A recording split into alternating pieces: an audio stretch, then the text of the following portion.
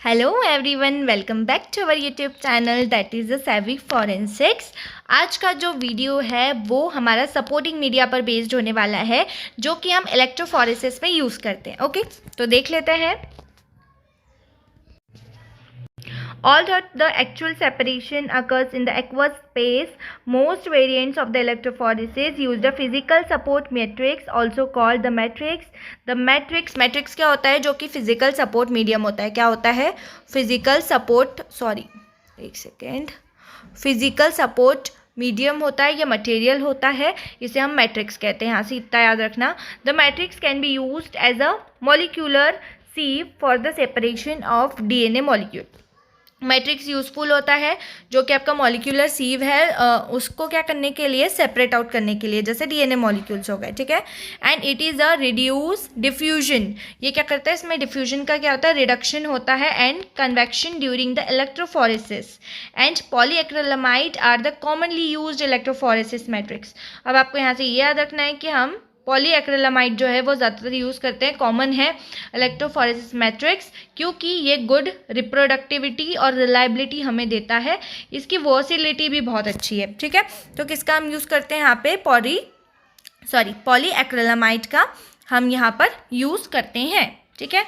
अब देखते हैं एगारोस क्या होता है। ये भी एक जेल होता है, हमें पता है। तो एगारोस क्या होता है? एगारोस जो होता है वो लीनियर पॉलीमर होता है composed of alternating residue of D and L galactose, याद रखना है आपको, ठीक है। उसके अलावा जिलेटिनियस होता है थोड़ा सा मटेरियल, 3 डायमेंशनल सीव होते हैं इसके। इसका जो पोर्स रहता है वो 50 to 200 नैनोमीटर इन डायमीटर होता है, ये अच्छे से याद रखना है, ठीक है। आगे समझ में। देन डीएनए फ्रेगमेंट रेंजिंग जो रहती है, डीएनए की रेंज रहती है जो फ्रेगमेंट की, वो कितनी रहती है, 50 to 2000 base pairs in the size are the best resolve in agarose gel, ठीक है। ये जो है हम डीएनए फ्रेगमेंट्स के लिए यूज़ करते हैं। इतना समझ में आया।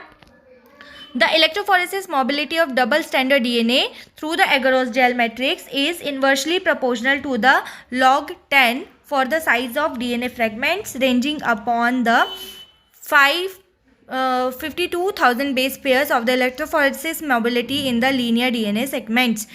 जो इलेक्ट्रोफोरेटिक मोबिलिटी होती है डबल स्टैंडर्ड डीएनए की, वो होती है अगारोस जेल मीडियम में inversely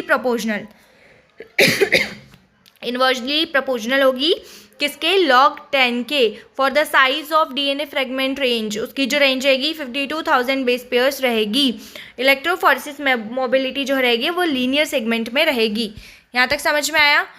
in also inversely proportional to the concentration of agarose gel. Inversely proportional होता है कंसनट्रेशन ऑफ एगारोस जेल के इन अ लो कंसनट्रेशन, कौन सी कंसनट्रेशन में, लो कंसनट्रेशन में of agarose gel from the larger force allow to the separate of the large DNA fragment. और large force जो allow होता है वो लार्ज डीएनए सेगमेंट को अलग करने के लिए रिस्पॉन्सिबल होता है, ठीक है। क्लियर है। पॉलीएक्रिलामाइड जेल क्या होता है? Polyacrylamide gel matrix is also effective for the separation of small fragment. जो स्मॉल फ्रेगमेंट होते हैं उसके लिए बहुत ज़्यादा अच्छा होता है, क्योंकि जो एगारोस होता है उसका साइज़ इससे थोड़ा बड़ा होता है, ठीक है, पोर साइज़। और जो पॉलीएक्रिलामाइड है उसका पोर साइज़ जो होता है वो बहुत ज़्यादा छोटा होता है। तो उसकी वजह से ये क्या करता है, छोटे छोटे पोर्स को भी, सेगमेंट्स को भी अलग कर पाता है, ठीक है। DNA 5,000 base pairs additionally a single nucleotide difference in the length of DNA fragments can be resolved। इतने सारे हमारे पास में रिजॉल्व हो सकता है base pairs. With the type of gel polyacrylamide produce much smaller pores, क्योंकि बहुत ज़्यादा स्मॉल पोर साइज का होता है।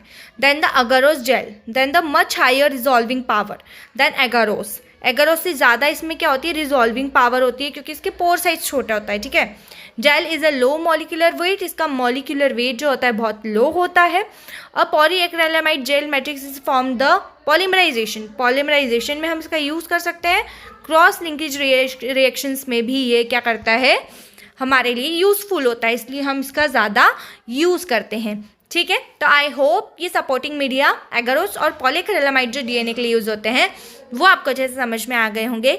पॉलीएक्रिलामाइड में बहुत सारी चीज़ें हैं जो हम आगे वाली वीडियो में देखने वाले हैं। ओके, अगर आपको ये वीडियो अच्छा लगा हो तो प्लीज़ लाइक कर दीजिएगा। Thank you, thanks for watching.